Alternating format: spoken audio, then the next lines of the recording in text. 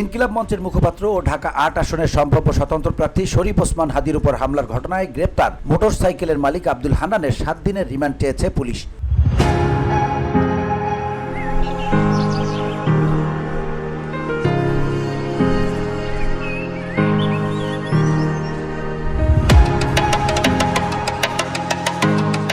রোববার ঢাকার chief metropolitan magistrate আদালতে এ আবেদন করেছে পল্টন মডেল থানার পুলিশ। পল্টন মডেল থানার উপপরিদর্শক শামীম হাসান এ আবেদন করেন।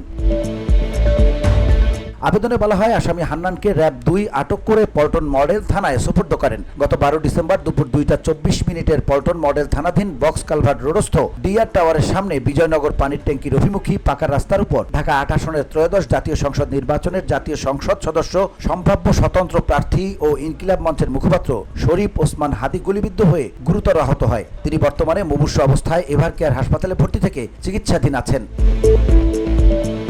পরবর্তীতে ঘটনাস্থলের আশপাশের সিসি ক্যামেরা ফুটেজ পর্যালোচনায় দেখা যায়, শরীফ ওসমান হাদি ও তার সঙ্গীয় ব্যক্তি ব্যাটারি চালিত অটোরিকশা যোগে যাওয়ার সময় অজ্ঞাতনামা ২ জন সন্ত্রাসী একটি মোটরসাইকেল যোগে হেলমেট পরিহিত অবস্থায় শরীফ ওসমান হাদিকে লক্ষ্য করে আগ্নেয়াস্ত্র দিয়ে হত্যার উদ্দেশ্যে গুলি করে। ওই গুলিতে শরীফ ওসমান হাদি গুরুতর রক্তাক্ত জখম হন। সন্ত্রাসীদের ব্যবহৃত মোটরসাইকেল সিসি ক্যামেরার ভিডিও ফুটেজের মাধ্যমে দেখে র‍্যাব ২ মালিকানাধীন বিআরটিএ যাচাই করে ওই মোটরসাইকেলের মালিক উল্লেখিত আসামি মোহাম্মদ আব্দুল হান্নান জানতে পারেন। এই ঘটনা সংক্রান্তে মামলা রুজু প্রক্রিয়াধীন। ওই আসামি কি জিজ্ঞাসাবাদে মোটরসাইকেলের বিষয়ে কোনো সন্দেহজনক জবাব দিতে পারেনি।